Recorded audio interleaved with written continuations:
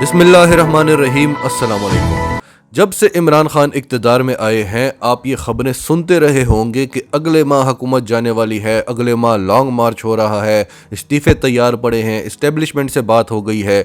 इस सब से मुल्क में अदम इस्तेहकाम पैदा होता है, स्टॉक मार्केट गिरती है, डॉलर का रेट बढ़ता है। अगर पीडीएम के बस में होता हुकूमत गिराना तो वो कब का गिरा चुके होते, लेकिन वो मुसलसल इस किस्म के बयानात क्यों देते रहे? ताकि मुल्क में अदम इस्तेहकाम रहे और मुल्क में महंगाई बढ़ती जाए, और मीडिया का भी इसमें बहुत बड़ा रोल है। यही वजह है कि एक्सपोर्ट्स अपने रिकॉर्ड तोड़ चुकी हैं। पिछले 7 माह से मुसलसल फॉरेन रिजर्व्स मुनाफे में जा रहे हैं, नुकसान नहीं हो रहा, बड़े बड़े प्रोजेक्ट्स पर काम हो रहा है। जितना कर्जा इस दौरे हुकूमत में वापस किया गया, इससे पहले किसी दौर में इतना कर्जा वापस नहीं हुआ।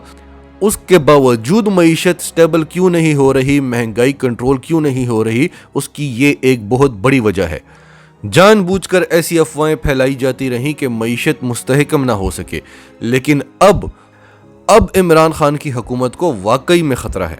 डिटेल्स में जाते हैं। उससे पहले अगर अभी तक आपने हमारा चैनल सच टीवी सब्सक्राइब नहीं किया तो इसे अभी सब्सक्राइब करें और बेल आइकन पर क्लिक करें ताकि हमारी आने वाली वीडियोस आपको वक्त पर मिलती रहें। आज जहांगीर तरीन ने मीडिया से गुफ्तगू करते हुए कहा कि इस मुल्क में 80 से जायद शुगर मिल्स हैं। सिर्फ जहांगीर तरीन को ही क्यों टारगेट बनाया जा रहा है? जहांगीर तरीन जो सबसे बड़ा टैक्स पेयर है। FIA ने जहांगीर तरीन से जितने रिकॉर्ड्स मांगे जहांगीर तरीन ने जमा करा दिए। हर चीज के डॉक्यूमेंट्स उसके पास मौजूद हैं। किसान कहता है कि हमें गन्ने की सबसे ज्यादा कीमत अदा जो करता है वो जहांगीर तरीन अदा करता है। बाकी तमाम शुगर मिल्स मालकान हमें औने पौने में टरखाते हैं, लेकिन जहांगीर तरीन हमारी मांग से ज्यादा हमें देता है। फिर नवाज शरीफ जिसने करप्शन की तारीख रकम की थी, जब उसको अदालतों की तरफ से नाअहल करार दिया गया तो बैलेंस करने के लिए पीटीआई से भी एक बंदा नाअहल करार देना था, और ये इस मुल्क की अदालती गुफ्तगू थी। तो वहां भी जहांगीर तरीन की कुर्बानी दी गई। एक ऐसा शख्स जो कि कारोबारी शख्सियत है, जो कभी हुकूमत का हिस्सा ही नहीं रहा था, ना वो वजीर आजम था, ना वो वजीर आला था, ना वो कोई आम वजीर था, ना वो कोई सरकारी अफसर था, वो एक कारोबारी शख्सियत था। और फिर वो इस मुल्क का सबसे बड़ा टैक्स पेयर भी था। यानी जो बंदा कभी हुकूमत में रहा ही नहीं वो नाअहल हो गया। क्या नून लीग के, क्या पीपल्स पार्टी के बड़े बड़े चोर नाअहल हो चुके थे? क्या उनकी करप्शन पकड़ ली गई थी? क्या उनसे पैसे वापस वसूल कर लिए गए थे? क्या उनको सजाएं दे दी गई थी? देखें, जब भी एहतसाब का आगाज होता है तो सबसे पहले उनसे पूछा जाता है जिनके हवाले हमने अपना मुल्क किया होता है, जिनको हम अपना वोट देते हैं, कि हाँ भाई हमने एतबार किया आप पर, आपके हवाले अपना खजाना किया, आपने उसमें चोरी कैसे कर ली? तो सबसे पहले सियासतदानों से पूछा जाता है जो हुकूमत में रह चुके होते हैं। उसके बाद सरकारी अफसरान से, क्योंकि वो हमारे असासों पर बैठे होते हैं। और जब ये सारा निज़ाम ठीक हो जाए, करप्शन का निज़ाम ठीक हो जाए, उसके बाद कारोबारी शख्सियत से पूछा जाता है। लेकिन यहां पर सबसे पहले कारोबारी शख्सियत को नाअहल कर दिया गया, क्योंकि वो पीटीआई का था और अदालतों ने बैलेंस दिखाना था। और जहां तक स्टॉक करने की बात है, वो हमारे मजहब में भी गुनाह है, कानूनी तौर पर भी जुर्म है, लेकिन ये काम यहां पर एक आम दुकानदार भी करता है। 100 रुपए किलो में चीनी फरोख्त हो रही होती है और उसी दिन अखबार में खबर आती है कि 105 रुपए रेट हो गया है, तो दुकानदार उस चीनी को स्टोर कर लेता है या फिर 105 में बेचना शुरू कर देता है। तो इस हवाले से तो हमारा पूरा मुल्क ही मुजरिम है, हमारा पूरा निज़ाम ही खराब है। अगर आपने ठीक करना है तो आप ऊपर के लेवल से ठीक करते हैं। अगर नवाज शरीफ को ढील मिल सकती है, अगर मरियम नवाज को ढील मिल सकती है, तो जहांगीर तरीन को क्यों नहीं मिल सकती? अब हम आपको बाकी की सारी बात भी समझाते हैं। पहले तो जहांगीर तरीन के साथ आज पेशी में पीटीआई के MNAs और MPAs भी नजर आते हैं। ये एक तरह से धमकी दी जाती है इमरान खान को कि मैं जब चाहूं तुम्हारी हुकूमत गिरा सकता हूं। फिर राजा रियाज आकर कहते हैं कि इमरान खान को जो अदम एतमाद का वोट मिला है उसमें जहांगीर तरीन का बहुत बड़ा हाथ है। फिर शैला रियाज एक ट्वीट करती हैं कि जहांगीर तरीन पीटीआई के बहुत सारे अरकान को लेकर पीपल्स पार्टी में शामिल होने वाले हैं। बाद में वो ट्वीट भी डिलीट हो जाता है और जहांगीर तरीन खुद भी उसकी तरदीद कर देते हैं। लेकिन ये एक मैसेज दिया जाता है इमरान खान को, ہم سب جانتے ہیں کہ عمران خان کی جو گورنمنٹ بنائی ہے اس میں سب سے بڑا ہاتھ جہانگیر ترین کا ہے. کہاں کہاں سے لا کر اس نے بندے اکٹھے کیے, اور عثمان بزدار کی جو گورنمنٹ بنی ہے وہ بھی جہانگیر ترین نے ہی بنائی ہے. اگر آپ ایم کیو ایم کو کچھ نہیں کہہ سکتے, آپ مسلم لیگ کاف کو کچھ نہیں کہہ سکتے کیونکہ وہ آپ کے اتحادی ہیں, آپ مسلم لیگ نون کو ڈھیل دے دیتے ہیں, پیپلز پارٹی کو ڈھیل دے دیتے ہیں کیونکہ ان کے پاس سیٹیں ہیں, تو جہانگیر ترین کے پاس بھی بہت ساری سیٹیں ہیں جن سے عمران خان کی گورنمنٹ بنی ہوئی ہے. اور پیپلز پارٹی کو جہانگیر ترین جیسے لوگوں کی انتہائی ضرورت ہے کیونکہ پیپلز پارٹی صرف اور صرف سندھ میں محدود ہو کر رہ گئی ہے, اور جہانگیر ترین کم از کم 50 لوگوں کو پیپلز پارٹی میں شامل کروا سکتا ہے, جس سے پیپلز پارٹی دوبارہ سے کھڑی ہو سکتی ہے, اور آصف علی زرداری صاحب جو ہیں وہ جہانگیر ترین کو پھر وہ مقام بھی دیں گے. وہ عمران خان کی طرح میڈیا کے یا اپوزیشن کے ٹریپ میں نہیں آئیں گے. عمران خان ابھی تک بہت ساری چیزوں کو کنٹرول کیوں نہیں کر سکے, ان کو کام نہیں کرنے دیا جاتا اور وہ ٹریپ میں آ جاتے ہیں.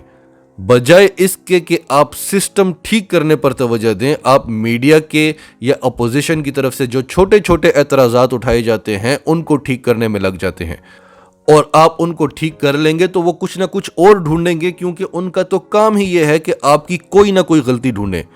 اب دیکھیں کل سے سوشل میڈیا پر, الیکٹرانک میڈیا پر کیا چل رہا ہے کہ روسی وزیر خارجہ پاکستان میں آئے, انہوں نے اپنی چھتری خود اٹھائی ہوئی ہے, اور شاہ محمود قریشی نے اپنی چھتری خود نہیں اٹھائی, ان کے ساتھ ایک آدمی ہے جس نے ان کی چھتری اٹھائی ہوئی ہے. اب یہ باتیں مغربی عوام کے ساتھ سوٹ کرتی ہیں.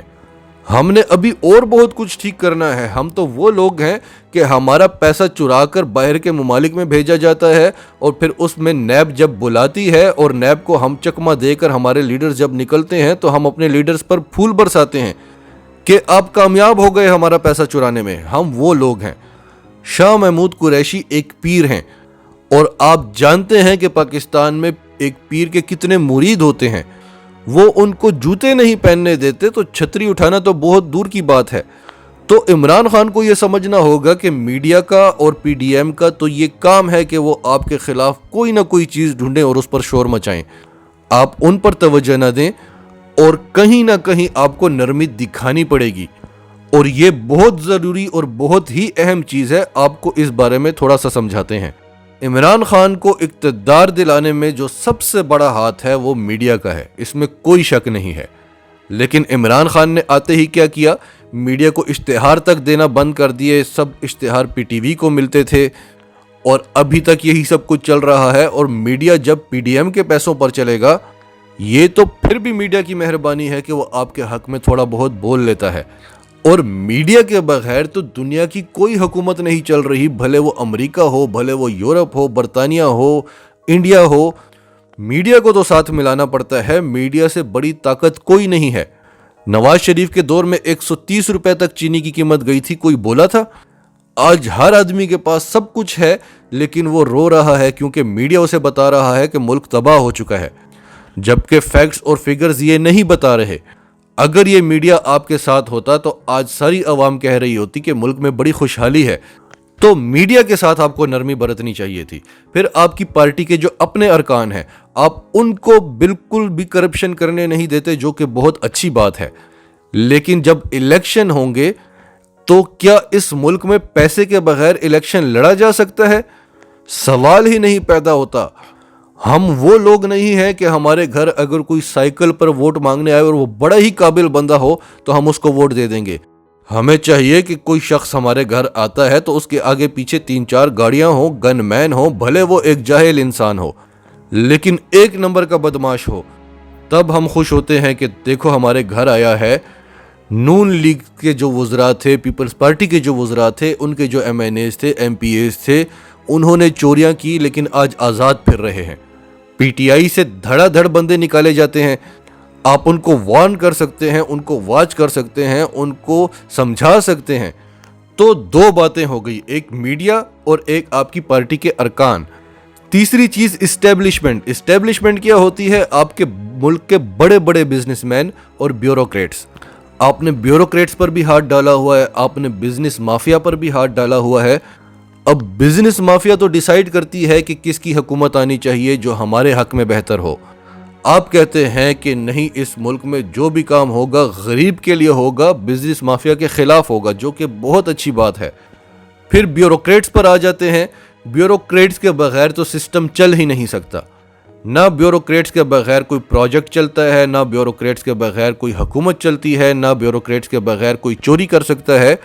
تو یہ سب وہ لوگ ہیں جو اس سسٹم کو چلا رہے ہیں, اور آپ ان سب کو پکڑ رہے ہیں, تو سسٹم کون چلائے گا؟ یہ باتیں سمجھنا بہت ضروری ہیں. ہر آدمی ان باتوں کو نہیں سمجھتا. اب ہم نے آپ کو جتنی بھی باتیں بتائی ہیں یہاں پر, کیا عمران خان غلط ہیں؟ نہیں, وہ بالکل صحیح ہیں. لیکن اس طرح سے یہ سسٹم نہیں چل سکتا. تو اس کا ایک ہی حل ہے جو ہم بار بار کہتے ہیں کہ آپ کو اس سسٹم کو گرانا ہوگا. اگر آپ اس سسٹم کو جڑ سے ٹھیک کرنا چاہتے ہیں جیسا کہ آپ چاہتے ہیں, تو پھر اس سسٹم کو گرانا ہوگا, نیا سسٹم لے کر آنا ہوگا. عوامی ریفرینڈم کرائیں, صدارتی نظام لے کر آئیں, اور پھر اپنا سسٹم بنائیں. پھر آپ کو جس کو پکڑنا ہے پکڑیں, اور ملک کا نظام آپ بالکل ٹھیک کر دیں گے. بڑے آرام سے آپ ٹھیک کر دیں گے, ہمیں آپ پر پورا یقین ہے. لیکن اس سسٹم میں رہ کر جو لوگ اس سسٹم کو چلا رہے ہیں ان کو آپ پکڑ لیں تو یہ سسٹم نہیں چل سکے گا. ناظرین, آپ کی سب کے بارے میں کیا رائے ہے؟ کمنٹس میں اپنی رائے کا اظہار کرتے رہیں. اور اگر آپ ہمارے چینل پر نئے ہیں تو ابھی سچ ٹی وی کو سبسکرائب کریں, سچ ٹی وی فیملی کا حصہ بنیں, اور ہماری ویڈیوز پسند آئیں تو انہیں لائک کریں, شیئر کریں, تاکہ زیادہ سے زیادہ لوگوں تک یہ میسیجز پہنچتے رہیں.